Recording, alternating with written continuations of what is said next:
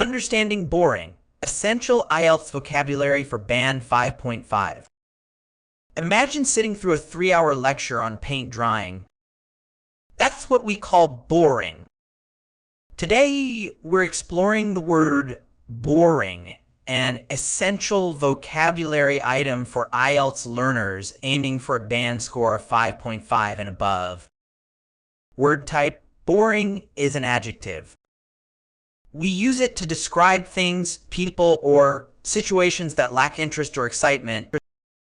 Meaning, when something is boring, it fails to hold our attention or stimulate our minds. It makes us feel uninterested or even sleepy. Word history. The word boring comes from the verb bore, which originally meant to make a hole by drilling. Over time, it evolved to describe the tedious and repetitive nature of such an action. Antonyms. The opposites of boring include exciting, interesting, fascinating, and entertaining. Synonyms. Words with similar meanings to boring are dull, tedious, monotonous, and uninteresting. Examples used in sentences. The history class was so boring that half the students fell asleep. I find long car journeys incredibly boring without good music or conversation. The boring meeting seemed to drag on forever. Common errors in use.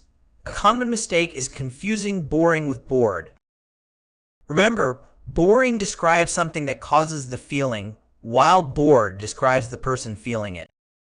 For example, the boring lecture made me feel bored is correct, not the bored lecture made me feel boring. Another error is overusing the word. Instead of always saying something is boring, try using more specific adjectives like unimaginative, repetitive, or uninspiring to add variety to your vocabulary. Mastering words like boring and using them correctly will help you express your opinions more clearly in the IELTS exam. Remember to practice using this word in your speaking and writing tasks.